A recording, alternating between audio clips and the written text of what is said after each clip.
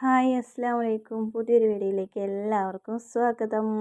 ഞാൻ ഇന്നലെ ഒരു വീഡിയോ ഇട്ടിട്ടുണ്ടായിരുന്നു. വീഡിയോ ഇട്ടതിൽ ഒരുപാട് പേര് നല്ല നല്ല കമൻറ്റുകൾ ഇട്ടിട്ടാ. ഇങ്ങനത്തെ കമൻറ്റുകളൊക്കെ കാണുമ്പോഴാണ് നമുക്കൊരു മനസ്സിനൊരു ആശ്വാസം കിട്ടുന്നത്.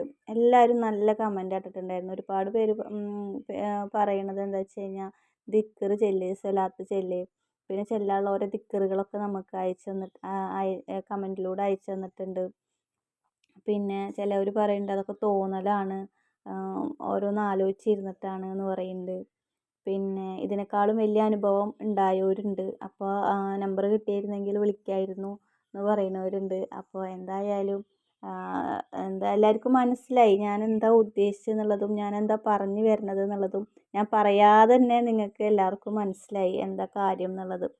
അപ്പോൾ ഇതൊക്കെ തന്നെയാണ് നമ്മുടെ പ്രശ്നങ്ങൾ. ടെൻഷൻ എന്ന് പറഞ്ഞു കഴിഞ്ഞാൽ മനുഷ്യനെ കൊല്ലാനുള്ളതാണ് ഈ ടെൻഷൻ. ടെൻഷൻ വന്നാൽ തന്നെ നമുക്ക് കുറേ രോഗങ്ങൾ വരും. അപ്പോൾ ആവുന്നതും ടെൻഷൻ അടിക്കാതിരിക്കുക തന്നെയാണ് നല്ലത്.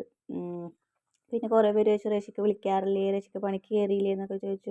വിളിക്കാറൊക്കെ ഉണ്ട്, പണിക്കൊക്കെ കയറിയിട്ടുണ്ട്, കുഴപ്പമൊന്നുമില്ല. പിന്നെ ഒരു മാസം ആയിട്ടില്ലല്ലോ പോയിട്ട്. അങ്ങനെയൊക്കെയാണ് കാര്യങ്ങൾ. അപ്പോൾ എന്തായാലും നിങ്ങൾ കമൻ്റൊക്കെ അയച്ചപ്പോൾ ഒരുപാട് സന്തോഷമായിട്ടാ. ഞാൻ വിചാരിച്ചു എല്ലാവരും നമ്മളെന്നെ മറന്നേക്കാണ്, ആരും അങ്ങനെ വീഡിയോ കാണുന്നില്ല എന്നാണ് വിചാരിച്ചിട്ടുണ്ടായിരുന്നത്. നമ്മളതിനെ മറക്കാത്തവരും ഉണ്ട്, മറന്നു പോയവരും ഉണ്ട്. അത് പിന്നെ സ്വാഭാവികമാണല്ലോ. അപ്പോൾ കുറേ പേര് പറഞ്ഞു തന്നതൊക്കെ ഇനിയിപ്പോൾ ദിക്റുകളും പറഞ്ഞു തന്നിട്ടുള്ളതൊക്കെ ഞാൻ ചെയ്യുന്നുണ്ട് കേട്ടോ. പിന്നെ വിഷമിക്കണ്ട, വീഡിയോ കാണാം എന്നൊക്കെ പറഞ്ഞിട്ട് കമൻ്റ് ഉണ്ടായിരുന്നു. എന്താണെങ്കിലും നല്ല നല്ല കമൻറ്റുകളായിരുന്നു. വായിച്ചപ്പോൾ ഒരുപാട് സന്തോഷമായി. കുറേ ടെൻഷൻ അങ്ങനെ പോയിട്ടോ. നിങ്ങളുടെ കമൻറ്റുകളൊക്കെ വായിച്ചപ്പോൾ തന്നെ കുറേ ടെൻഷൻ അങ്ങനെ ഇല്ലാതായിപ്പോയി. മനസ്സിൽ നിന്ന് ഒരു തെളിവ് വന്നു.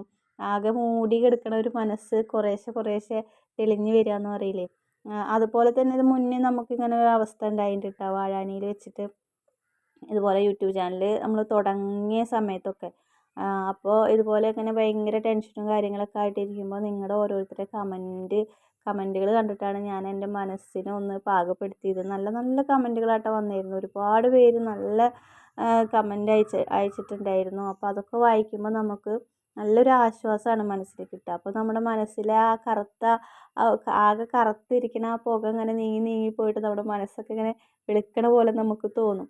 അതുപോലെയാണ് ഇന്നലെ എനിക്ക് കമൻറ്റുകളൊക്കെ വായിച്ചപ്പോൾ തോന്നിയത് കേട്ടോ. നല്ല കമൻറ്റുകളായിരുന്നു. അപ്പോൾ തുടർന്ന് നമ്മളതിനെ എല്ലാവരും സപ്പോർട്ട് ചെയ്യുക കേട്ടോ. നമ്മളതിനെ നിങ്ങൾക്ക് എന്ത് വേണമെങ്കിലും പറയാം. എൻ്റെ കമൻറ്റ് ബോക്സിലൂടെ നിങ്ങൾക്ക് എന്ത് അഭിപ്രായം വേണമെങ്കിലും എഴുതാം. എന്ത് വേണമെങ്കിലും ഞാൻ എൻ്റെ ഭാഗത്തുനിന്ന് തെറ്റ് വന്നാലോ, എൻ്റെ സംസാരത്തിൽ നിന്ന് തെറ്റ് വന്നാലോ, എൻ്റെ വീഡിയോയിൽ എന്തെങ്കിലും കുഴപ്പമുണ്ടെങ്കിലോ എന്ത് വേണമെങ്കിലും നിങ്ങൾക്ക് തുറന്ന് എൻ്റെ അടുത്ത് പറയാം. അതിനൊന്നും യാതൊരു കുഴപ്പമില്ല കേട്ടോ. അപ്പോൾ അതൊക്കെ ഒന്ന് പറയാമെന്ന് വിചാരിച്ചു. പിന്നെ നമുക്കിന്ന് രാവിലെ നീർദോശയായിരുന്നു. നീർദോശ ഞാൻ ഇങ്ങനെയായിട്ട് ഉണ്ടാക്കാറ്. ചിലപ്പോൾ ചിലവർ പറയാറുണ്ട് ഇങ്ങനെയൊന്നുമല്ല നീർദോശ ഉണ്ടാക്കുക, പിന്നെ നോൺ സ്റ്റിക്കിൻ്റെയിലല്ല ഉണ്ടാക്കുക, ഇരുമ്പിൻ്റെയിൽ ഉണ്ടാക്കുക എന്നൊക്കെ പറയാറുണ്ട്. പക്ഷേ ഇരുമ്പിൻ്റെയിൽ ഉണ്ടാക്കിയാൽ തന്നെ ടേസ്റ്റ് ഉണ്ടാവുള്ളൂ. പക്ഷേ എൻ്റെ കയ്യിൽ ഇരുമ്പിൻ്റെ ചട്ടി ഇല്ല കേട്ടോ. അതുകൊണ്ടാണ് ഞാൻ ഇതിൽ ഈ നോൺ സ്റ്റിക്കിൻ്റെ ദോശക്കല്ലിൽ ഉണ്ടാക്കുന്നത്. ഇരുമ്പിൻ്റെ ഒരു ചട്ടി വാങ്ങിക്കണം ഇനി ഇൻഷാ അള്ളാ. അത് കുറേ നാളായിട്ടാണ് ഇരുമ്പിൻ്റെ ഒരു ചട്ടി മേടിക്കണം എന്നുള്ളതും പിന്നെ ഒരു പത്തിരി പ്രസ് മേടിക്കണം എന്നൊക്കെയുള്ള ആഗ്രഹം കുറേ നാളായിട്ടുള്ളത്. അതൊന്നും വാങ്ങിക്കുക ഇതുവരെ പറ്റിയിട്ടില്ല. ഇൻഷാ അള്ളാ അതൊക്കെ വാങ്ങിക്കണം. നീർദോശ ഇരുമ്പിൻ്റെ ചട്ടിയിൽ തന്നെ ഉണ്ടാക്കണം തന്നെയാണ് രസം ഉണ്ടാവുക. ഇതിനേക്കാളും ടേസ്റ്റ് ഉണ്ടാവും. അപ്പോൾ ഒരു ദിവസം മേടിക്കണം അതൊക്കെ. അപ്പോൾ അതാ ദോശ അവിടെ ചുട്ടുകൊണ്ടിരിക്കുന്നുണ്ട്. ഇന്ന് പിള്ളേർക്ക് സ്കൂളൊന്നുമില്ല, മദ്രസ ഉണ്ട്. പിന്നെ കുഞ്ഞുവിന് ട്യൂഷന് പോകണം, 7:30 ആകുമ്പോൾ പോകണം. അപ്പോൾ അവനെന്തായാലും ചായ കുടിച്ചിട്ട് പോകണ്ടേ. പിന്നെ രാവിലെ ഇപ്പോൾ ഇശമോളും ആച്ചൂട്ടനും ഓരോ ദോശ കഴിച്ചിട്ട് പോണത് കേട്ടോ. എന്താ വെച്ച് കഴിഞ്ഞാൽ ഇന്ന് 9 മണി വരെ മദ്രസ ഉണ്ടല്ലോ. അപ്പോൾ അവർക്ക് വേണമെന്ന് പറഞ്ഞിട്ടുണ്ടായിരുന്നു. ഇന്നലെ കിടക്കുമ്പോഴേ എന്നോട് പറഞ്ഞിട്ടുണ്ടായിരുന്നു കേട്ടോ. അല്ലെങ്കിൽ ഇശമോൾ റസ്കോ എന്തെങ്കിലും കഴിച്ചിട്ടാണ് പോകാറ്. അപ്പോൾ റസ്ക് ഉണ്ടായിരുന്നില്ല, റസ്ക് കഴിഞ്ഞിരിക്കുകയാണ്. അപ്പോൾ അവൾക്ക് വേണമെന്ന് പറഞ്ഞിട്ടുണ്ടായിരുന്നു. വയറ് കാളും വെച്ച് ഛർദ്ദിക്കാനൊക്കെ വരിക എന്നൊക്കെ പറയുകയാണേ. അവിടെ പോയി കുറേ നേരം ഇരിക്കുമ്പോഴേ. അപ്പോൾ ശരിയാവും, 9 മണി വരെ ഒരു കട്ടൻ ചായ കുടിച്ചിട്ട് ഇങ്ങനെ ഇരിക്കില്ലേ. അപ്പോൾ ഞാൻ രാവിലെ നേരത്തെ എണീറ്റിട്ട് അവർക്കുള്ള ദോശയും മദ്രസയിൽ പോകുമ്പോഴേക്കും ദോശ കഴിച്ചിട്ട് പോയിക്കോട്ടെ വിചാരിച്ചിട്ട് ഒക്കെ ഉണ്ടാക്കുക കേട്ടോ. അപ്പോൾ ദോശ അവിടെ ചുട്ടുകൊണ്ടിരിക്കുന്നുണ്ട്. അതിൻ്റെ ഇടയിൽ അതിനുള്ള ചമ്മന്തി ഉണ്ടാക്കുകയാണ്. ഇപ്പോൾ 2-3 ദിവസമായിട്ട് നീർദോശ തന്നെ കേട്ടോ. അപ്പോൾ കുഞ്ഞ് പറയുന്നുണ്ട് നീർദോശ തന്നിട്ട് ഞാൻ വെറുപ്പിക്കും, എനിക്ക് ഭയങ്കര ഇഷ്ടമുള്ള സാധനം അത് തന്നെ എന്നും ഉണ്ടാക്കി എന്നിട്ട് ഉമ്മച്ചി വെറുപ്പിക്കില്ല കേട്ടോ എന്ന് പറയുന്നുണ്ട് കേട്ടോ. അപ്പോൾ ഇന്നലെ നീർദോശയും നമ്മുടെ തക്കാളി സബോളയും വാട്ടിയിട്ട് അതിൽ മുട്ട പൊട്ടിച്ചൊഴിച്ചിട്ടുള്ള സംഭവം ഉണ്ടല്ലോ, അതിൻ്റെ പേരെന്താണെന്നും അറിയില്ല. അതാണ് ഉണ്ടാക്കിയിട്ടുണ്ടായിരുന്നത്. ഇന്നിപ്പോൾ നീർദോശയും ചമ്മന്തിയായിട്ട് ഉണ്ടാക്കാൻ പോണത്. അപ്പോൾ ഈ ചമ്മന്തി ഞാൻ ഒരുപാട് വട്ടം കാണിച്ചിട്ടുണ്ട്. ശരിക്കും ഉണക്കമുളക് ഇട്ടിട്ട് വേണം ഇത് ഉണ്ടാക്കണമെങ്കിൽ. നമ്മുടെ കയ്യിൽ ഉണക്കമുളക് ഉണ്ടായിരുന്നില്ല, അതുകൊണ്ട് ഞാൻ മുളക് പൊടിയാട്ടോ ഇടണത്. അപ്പോൾ ചട്ടി ചൂടാക്കിയിട്ട് അതിലേക്ക് പിന്നെ നീർദോശയിൽ നാളികേരം ഇടുന്നവരൊക്കെ ഉണ്ട് കേട്ടോ. നമ്മുടെ കയ്യിൽ നാളികേരം കഴിഞ്ഞിരിക്കുകയാണ്, നാളികേരം ഇല്ല. പിന്നെ അന്ന് ഉമ്മ തന്ന നാളികേരമൊക്കെ കഴിഞ്ഞു കേട്ടോ. നമുക്ക് നാളികേരം ഉണ്ടെങ്കിൽ നല്ല ചിലവാണ്, ഇല്ലെങ്കിൽ പിന്നെ ഒന്നിലും ചേർക്കൂല. അപ്പോൾ ചട്ടി ചൂടായതിന് ശേഷം നമ്മൾ അതിലേക്ക് കടുക് വെളിച്ചെണ്ണ ഒഴിച്ച് കൊടുത്ത് കടുക് പൊട്ടിച്ച് അതിലേക്ക് കറിവേപ്പില ഇട്ട് കൊടുത്ത് അതിന് ശേഷം 2-3 അല്ലി വെളുത്തുള്ളിയും കൂടി ഇട്ട് കൊടുത്തിട്ടുണ്ട് കേട്ടോ.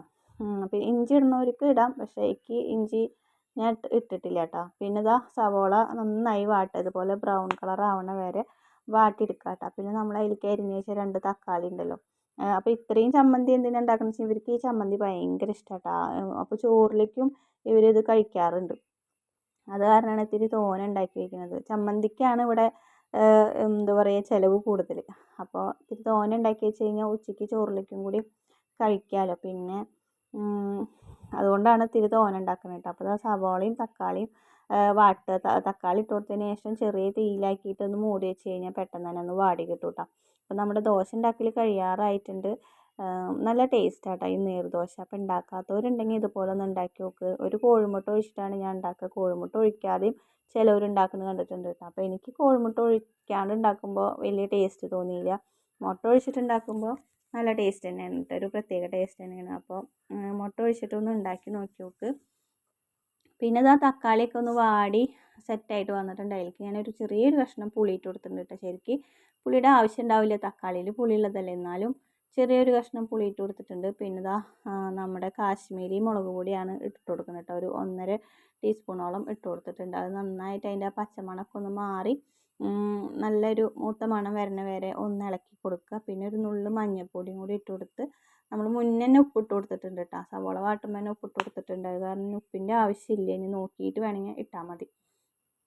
മഞ്ഞൾപ്പൊടിയും കൂടി ഇട്ട് കൊടുത്തിട്ട് നന്നായി ഇളക്കി മൂപ്പിച്ചെടുത്ത് സ്റ്റൗ ഓഫ് ചെയ്യാം കേട്ടോ. ഇനി നമുക്ക് ഇത് അരച്ചെടുക്കണം. അപ്പത്തിനൊക്കെ കുട്ടികൾ എണിച്ച് വന്നു. പക്ഷെ നമ്മളിത് ആ ദോശ മറിച്ചിടുക കേട്ടോ. ലാസ്റ്റത്തെ ദോശയാണ്. അപ്പോൾ അത് ഞാൻ മറിച്ചിടാൻ പറഞ്ഞിട്ട് അവൾ വന്നിരിക്കണം. അപ്പോൾ അവളുടെ വക ഒരു ദോശ മറിച്ചിടലും അവൾ തന്നെ കേട്ടോ അത് കഴിച്ചതും. എനിക്കത് മതി, ഞാൻ ഉണ്ടാക്കിയത് എനിക്ക് മതി എന്ന് പറഞ്ഞിട്ട് അവൾ തന്നെ അത് എടുത്തിട്ട് പാത്രത്തിലേക്ക് ഇട്ടിട്ട് കഴിക്കാൻ നിൽക്കുക കേട്ടോ. ഇനി പിന്നെ നമുക്ക് ചമ്മന്തി അരയ്ക്കണം. ചമ്മന്തി ഒന്ന് തക്കാളി സബോളൊക്കെ ഒന്ന് വാടി വന്നിട്ട് ഒന്ന് ചൂടാറട്ടെ വെച്ചിട്ട് കാത്തിരിക്കുക കേട്ടോ. അപ്പോൾ ചൂട് ആറിനേക്കാളും മുന്നേ തന്നെ ഇവർക്ക് മദ്രസയിലേക്ക് പോകാൻ സമയമായിട്ടുണ്ടായിരുന്നു. അപ്പോൾ അത്രയും ചൂടാറാനുള്ള സമയം എടുത്തു കഴിഞ്ഞാൽ അവർക്ക് കഴിക്കാൻ പറ്റില്ല. അപ്പോൾ ഞാൻ അങ്ങനെ തന്നെ അരച്ചെടുത്തു കേട്ടോ. ഒന്ന് വെറുതെ ഒന്ന് ക്രഷ് ചെയ്യാൻ വേണ്ട, അപ്പോഴത്തേനും വേഗം അരയും. എന്താ വെച്ച് കഴിഞ്ഞാൽ നല്ല വാടിയിട്ടുള്ളതല്ലേ, വേഗം അരഞ്ഞ് കിട്ടും. അപ്പോൾ ചൂടാറിയതിന് ശേഷം അരയ്ക്കണതാട്ടോ നല്ലത്, അല്ലെങ്കിൽ മിക്സി കേടുവരും. അപ്പോൾ നമുക്കിതൊന്ന് ഇനി അരച്ചെടുക്കാം കേട്ടോ. അരച്ചെടുത്ത് കഴിഞ്ഞാൽ നല്ല ബെസ്റ്റ് ചമ്മന്തി കേട്ടോ. നല്ല ടേസ്റ്റാണ്. ഇഡ്ഡലിയുടെ കൂടെയും മറ്റേ നമ്മുടെ അരി ഉഴുന്ന് അരച്ചിട്ടുള്ള ദോശ ഉണ്ടല്ലോ അതിൻ്റെ കൂടെയും ഒക്കെ കഴിക്കാൻ നല്ല ടേസ്റ്റുള്ള ചമ്മന്തി കേട്ടോ. അപ്പോൾ ഉണ്ടാക്കാത്തവരാണെങ്കിൽ ഒന്ന് ഉണ്ടാക്കി നോക്കും. കുട്ടികളുടെ ലഞ്ച് ബോക്സിൽ ചോറൊക്കെ കൊടുത്തേക്കുമ്പോൾ അതിലൊക്കെ കൊടുത്തേക്കാൻ പറ്റിയ ചമ്മന്തി തന്നെയാണ് ഇതും. കുറച്ച് വല്ല മീൻ വറുത്തതോ പോലെ ചിക്കൻ വറുത്തതോ എന്തെങ്കിലുമൊക്കെ ഉണ്ടെങ്കിൽ കൂട്ടി കഴിക്കാൻ നല്ല ടേസ്റ്റ് തന്നെ കേട്ടോ. അപ്പോൾ ചമ്മന്തി ഇവിടെ റെഡി ആയിട്ടുണ്ട്. അവർക്കുള്ള ദോശയും റെഡി ആയിട്ടുണ്ട്. ഓരോന്ന് കഴിച്ചിട്ട് പോയിട്ടുള്ളൂ കേട്ടോ ദോശ. ഇനി ബാക്കി വന്നിട്ട് മതി എന്ന് പറഞ്ഞിട്ട് ഓരോ ദോശയും ഓരോ ഗ്ലാസ് ചായയും കുടിച്ചിട്ടാണ് പോയത്. അപ്പോൾ ആച്ചൂട്ടനും ഭയങ്കര ഇഷ്ടമാട്ടോ, ചമ്മന്തി പ്രിയനാണ് ആച്ചൂട്ടൻ. അപ്പോൾ ഇന്നത്തെ വിശേഷങ്ങളൊക്കെ ഇതാണ്. കുഞ്ഞു എനിട്ടിട്ട് കുളിക്കുന്നുണ്ട്. ഇനി അവനെ പറഞ്ഞേക്കണം, ഇവരേനെ കൊണ്ടാക്കി വന്നിട്ട് വേണം അവനെ പറഞ്ഞേക്കാൻ. അപ്പോൾ നാളെ വരാം നല്ല വീഡിയോ ആയിട്ട് കേട്ടോ.